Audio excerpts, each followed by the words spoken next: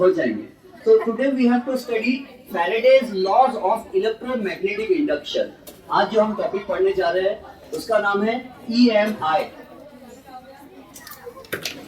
Black ink नहीं है। आज के टॉपिक का नाम है electromagnetic induction. Electromagnetic induction. Our today's topic is electromagnetic induction. Induction is the noun form of induce. और induce करने का मतलब होता है कोई एक चीज दूसरी चीज को बिना टच किए उसमें कोई इफेक्ट पैदा कर देती है।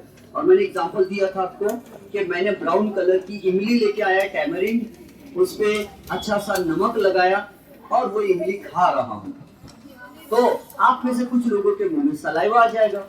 तो मैं कहूंगा this tamarind has induced saliva in your mouth. ये टैमरिंड, ये इमली ने आपके मुंह में सलाइवा इंड्यूस किया है, प्रोड्यूस नहीं किया।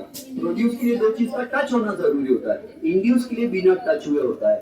तो इलेक्ट्रोमैग्नेटिक इंडक्शन, दिस कॉन्सेप्ट देखो, सबसे पहले तो हैंस क्रिश्चियन ओल्स्टेड ने कहा था कि इलेक्ट्रिसिटी कैन प्रोड्यूस मैग्नेटिज्म, तो इसका कन्वर्स भी पॉसिबल होना चाहिए।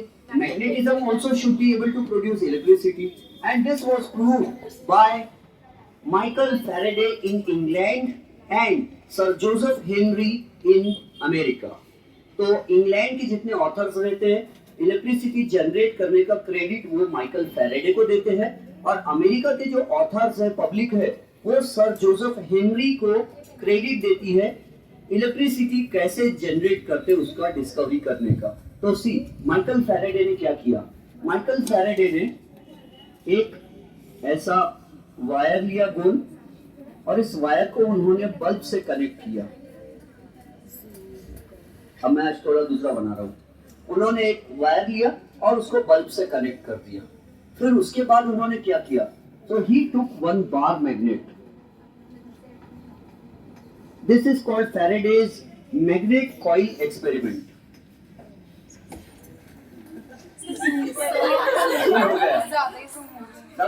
ऐसा उसको पिंच कर दो, उसके बाजू में देखो 0.5 हो गया ना। तो see, every problem has a solution. So this is North Pole and this is the South Pole. तो माइकल फैराडे ने क्या किया? He took one complete loop of coil and उन्होंने उसको एक सपोज बल्ब से कनेक्ट कर दिया, and whenever he brought the magnet close to the coil, हाँ वीडियो में गड़बड़ है सर, उसने फिल्टर लग गया। देखो कर लो क्या करते हो।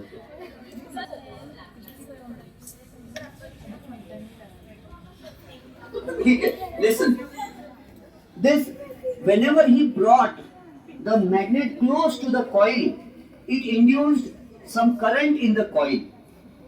जब जब माइकल फैराडे मैग्नेट को पास लाते रहते थे और जब जब मैग्नेट पास आता रहता था, इनके बीच का डिस्टेंस जब तक चेंज होता था, डिस्टेंस कम होता था, तो इसमें अपने आप करंट आ जाता था, and the bulb used to glow, the torch bulb used to glow.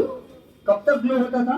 जब तक the magnet used to be in motion, जब तक मैग्नेट मोशन में रहता था और जब तक वो पास में आता था।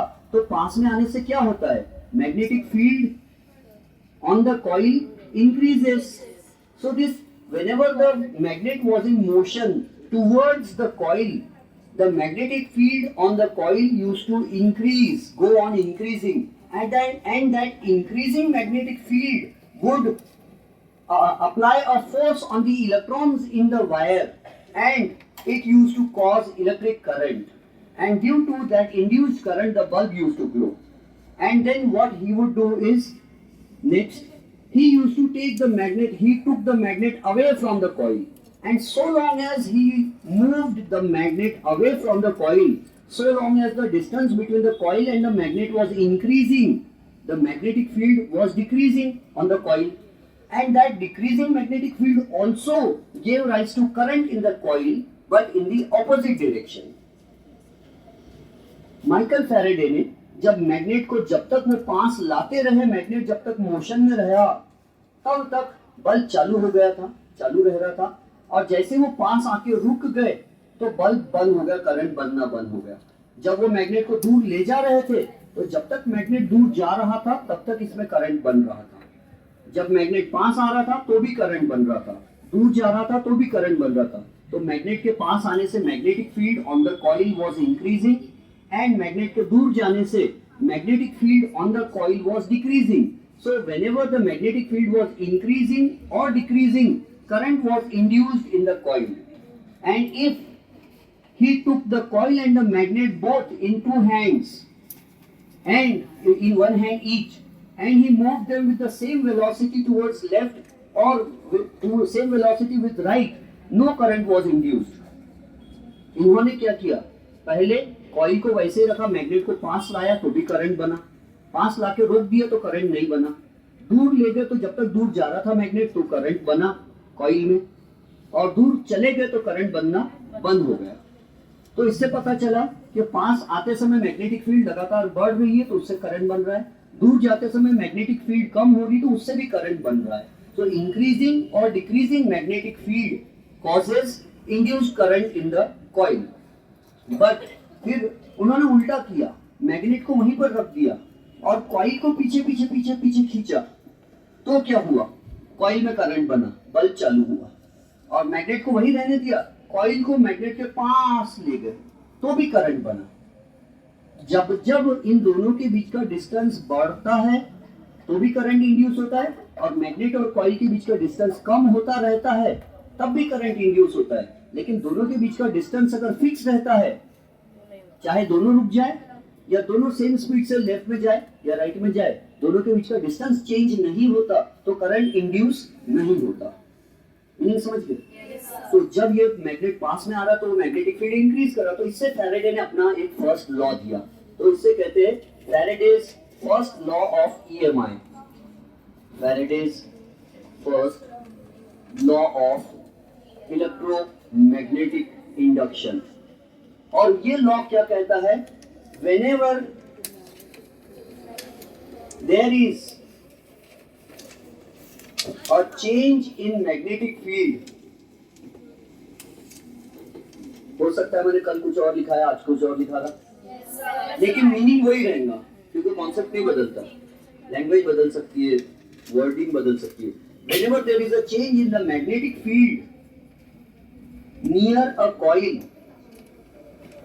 near a complete loop of coil, तो coil लिख देता simply, coil, a current is induced in the coil, a current is induced in the coil.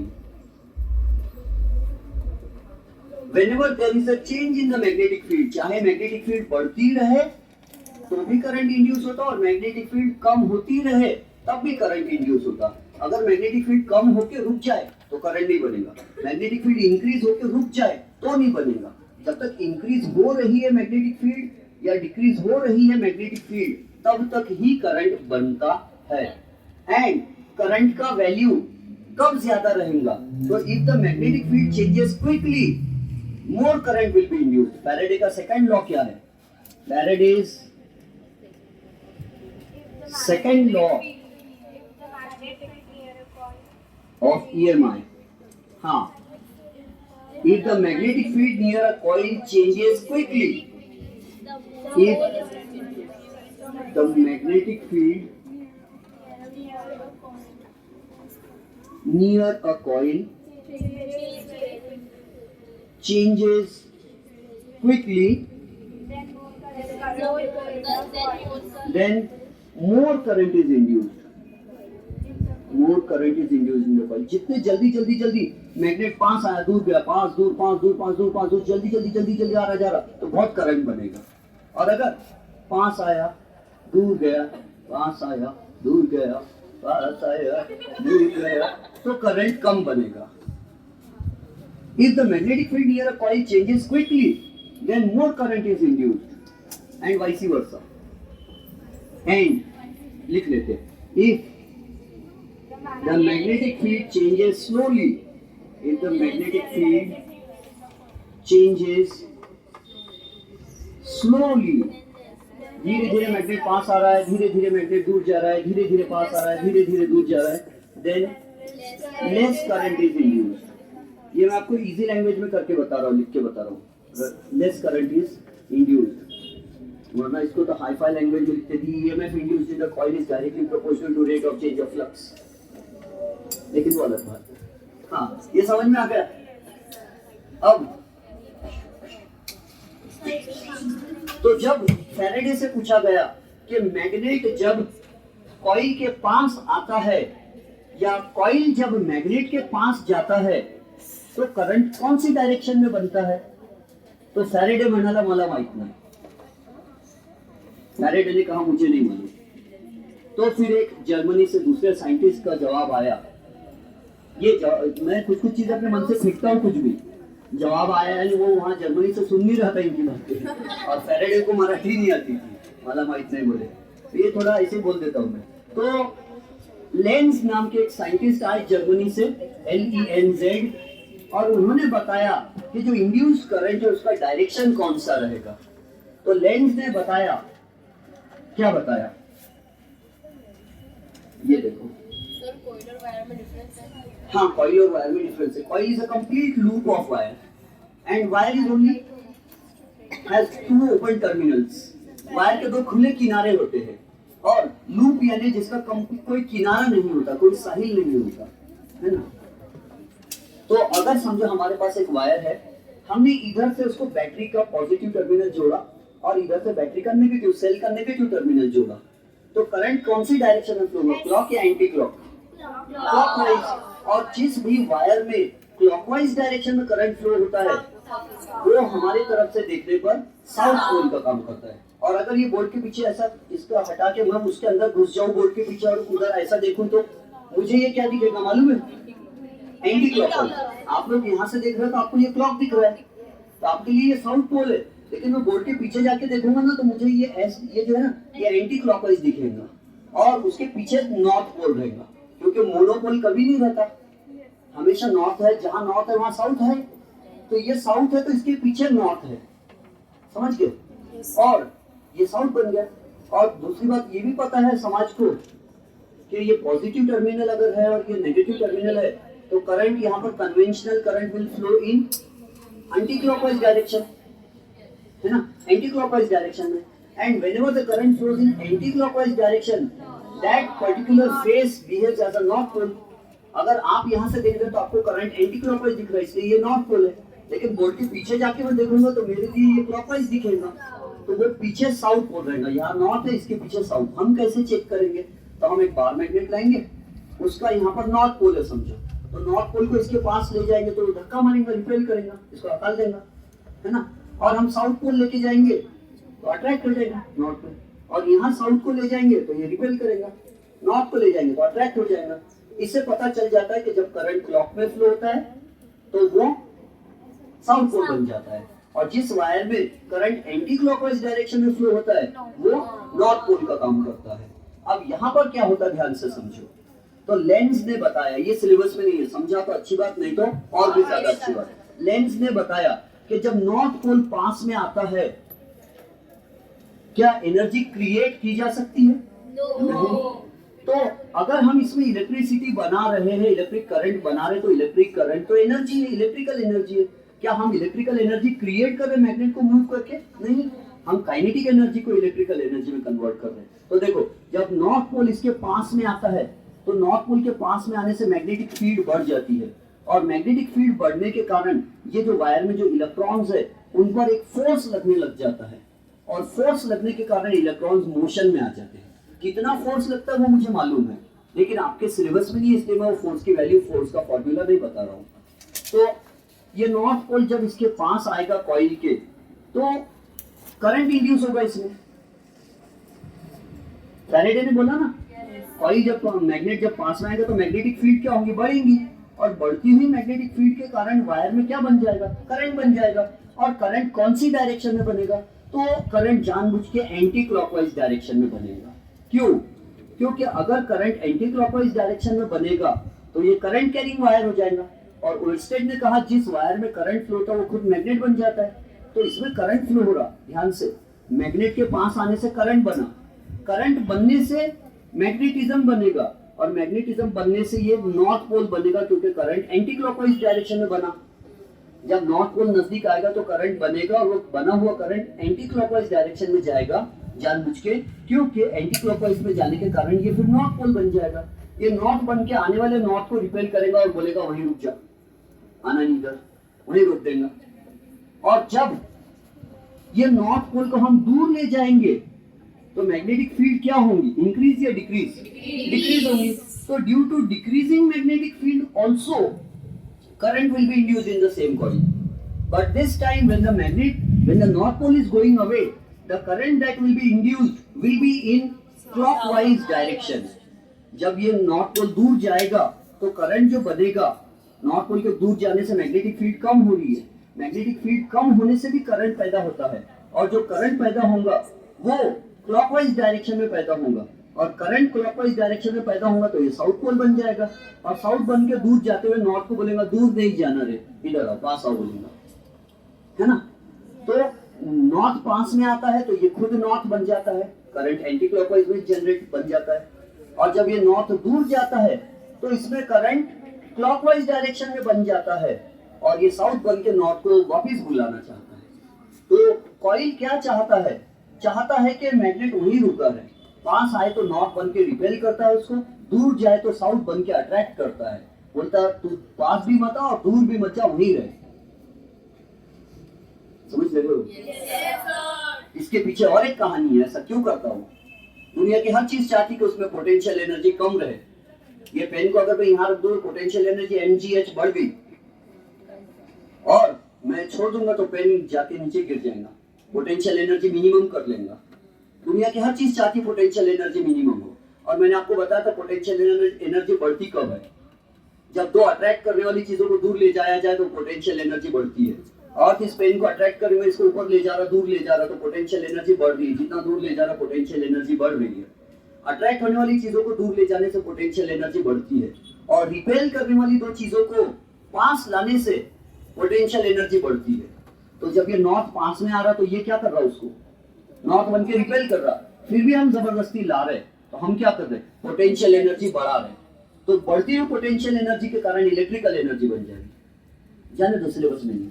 और जब हम इसको दूर ले जा रहे तो साउथ बन के अट्रैक्ट कर रहा है, अट्रैक्ट कर रहा है, और दूर ले जा रहे तो क्या हो रहा, जो अट्रैक्ट होने वाली चीजों को दूर कर रहे हैं, मतलब पोटेंशियल एनर्जी बढ़ रही है, पोटेंशियल बढ़ रही तो उसके बदले इलेक्ट्रिकल बन जा रही है। जाने दो, कोई बात नहीं, ये समझ में आ गया? अगर उल्टा कर दिया जाए तो, अगर मैं इसको साउथ कर दूं तो जब ये साउथ पास में आएगा तो ये भी साउथ बन के उसको रिपेल करेगा, और करंट कैसा बनेगा इसके साउथ के पास में आने से, क्लॉकवाइज। और जब ये साउथ दूर जाएगा तो करंट एंटी क्लॉकवाइज बनेगा, और ये नॉर्थ बन के साउथ को बोलेगा आ जाएगा, है ना। तो जब मैग्नेट दूर जाता तो साउथ दूर जाता तो क्लॉकवाइज करंट बनता, सॉरी हाँ, साउथ पास में आता तो क्लॉकवाइज करंट बनता, और साउथ दूर जाता तो एंटी क्लॉकवाइज करंट बनता। तो साउथ के दूर जाने और पास आने से, दूर पास होने से करंट कैसा बनता, क्लॉक एंटी, पास आने दूर जाने से करंट बनता है clock anti clock, clock anti clock. और ये जो करंट रहता है जो ऐसा ऐसा घूमता है वायर में, उसको ऑल्टरनेटिंग करंट कहते हैं, क्योंकि ऑल्टरनेटली वो इधर इधर इधर इधर चलता है। इसलिए बात समझ गए? ये क्या था, फैराडे का मैग्नेट कॉइल एक्सपेरिमेंट। फैराडे का मैग्नेट कॉइल एक्सपेरिमेंट था, और लेंज ने डायरेक्शन बताया करंट का किधर फ्लो होता। उसने कहा जब मैग्नेट पास में आता साउथ पोल तो करंट क्लॉकवाइज में बनता है बोले, और जब साउथ पोल दूर जाता है तो करंट एंटी क्लॉकवाइज में बनता है बोले। करंट बनता है ये किसने बताया, फैराडे ने। कौन सी डायरेक्शन में बनता है आने में, मैग्नेट के आते समय और मैग्नेट के जाते समय कौन सी डायरेक्शन में बनता है, ये लेंज ने बताया। तो मैग्नेट के मोशन करने से, या मैग्नेट रुका है कॉइल के मोशन करने से कॉइल में करंट बनता है, ऐसा कौन बोला, फैराडे बोला इंग्लैंड में। और अमेरिका में यही बात कौन बोला, sir Joseph Henry, sir Joseph Henry. और करंट की डायरेक्शन किसने बताया, जर्मनी वाले ने, है ना। नायलॉन के धागे को नायलॉन क्यों नाम दिए, एक न्यूयॉर्क के साइंटिस्ट ने बना लिया था नायलॉन, और एक लंदन के साइंटिस्ट ने बनाया। अब दोनों में झगड़ा ना हो जाए तो न्यूयॉर्क वाले को NY नाम दे दिए, लंदन वाले को LON नाम दे दिए, तो नायलॉन नाम दे दिए उसको। न्यूयॉर्क एंड लंदन दोनों साइंटिस्ट ने बनाए। वैसे ही मैग्नेट को इधर उधर करने से कॉइल में करंट बन जाता, या मैग्नेट को रख के कॉइल को इधर उधर करने से कॉइल में करंट बन जाता। ऐसा 1 साल पहले अमेरिका के साइंटिस्ट ने डिस्कवर किया था, जोसेफ हेनरी ने, और उसके 1 साल बाद इंग्लैंड के साइंटिस्ट ने डिस्कवर किया। उस जमाने में इंटरनेट नहीं था, है ना, चीटिंग नहीं किए दोनों ने एक दूसरे के पास से, अपने अपने देश में एक्सपेरिमेंट किए दोनों ने। इंटरनेट का पुराने जमाने में ARPANET नाम था, ARPANET, ARPANET, और वायरस का full form vital information resource under seize. ARPANET का एडवांस्ड रिसर्च प्रोजेक्ट। चलो आगे बढ़ते हैं। www सबसे पहले किसने कहा था? Berners Lee. जब आप बैंकिंग की एग्जाम देने जाते हो ना तो ऐसे क्वेश्चंस पूछते हैं। यहाँ पूछते हैं 3, फिर पूछते हैं 10, फिर पूछते हैं 102 और फिर खाली जगह दे देते हैं। बोलते बताओ क्या आएगा बैंकिंग की एग्जाम। तो इसको हमको पहचानना पड़ता है इसमें रिश्ता क्या है। 3 का स्क्वायर कितना होता? 9 प्लस 1 10 होता। 10 का स्क्वायर 100 प्लस 2 102 होता। तो अब 102 का स्क्वायर प्लस 3 करना पड़ेगा तो वो नंबर आएगा। समझे? और भी बहुत कुछ है लेकिन हमारा ये सब्जेक्ट नहीं है। फिर किसी दिन पढ़ाऊंगा ये सब दिमागदारी की काम। फिर 1 मिनट में रिलेशन बताना पड़ता है। बोलते एक फोटो को देख के पूजा अमित को बोलती है ये मेरे भाई के चाचा के मामा के काका की लड़की है, तो वो लड़की अमित की क्या हुई? 1 मिनट में रिश्ते जोड़ना पड़ता। तो मुझे खुद को नहीं मालूम मैंने क्या बोला। ठीक है, अब हम पढ़ेंगे Faraday's coil experiment. Faraday's coil experiment. पहले फैराडे का क्या था? हाँ ये पढ़ाया था। इसके बाद क्या पढ़ाया था मैंने? वो स्टैंड था और फ्लेमिंग का। तो वो तो वीडियो अच्छा है तो वो नहीं रिपीट करेंगे। दूसरा एक्सपेरिमेंट पढ़ेंगे फैराडेज कॉइल एक्सपेरिमेंट। वो तो समझ गया था ना आपको? फैराडेज कॉइल एक्सपेरिमेंट ये क्या है? मैं बहुत मतलबी इंसान हूँ। हाँ, फैराडेज कॉइल एक्सपेरिमेंट। अब इसमें क्या किया फैराडे ने? मैग्नेट और कॉइल नहीं लिया। पहले वाले में मैग्नेट कॉइल एक्सपेरिमेंट था। अब फैराडे का 2 कॉइल वाला एक्सपेरिमेंट। या कॉइल एक्सपेरिमेंट पढ़ाने से पहले सोलेनॉइड पढ़ा दो आपको। सोलेनॉइड पहले पढ़ा देना चाहिए, फिर कॉइल एक्सपेरिमेंट। तो वीडियो क्लोज करके फिर से ऑन कर दो। लंबे वीडियोस बन जाते तो कोई देखते नहीं है। इसको क्लोज कर दो, फिर नया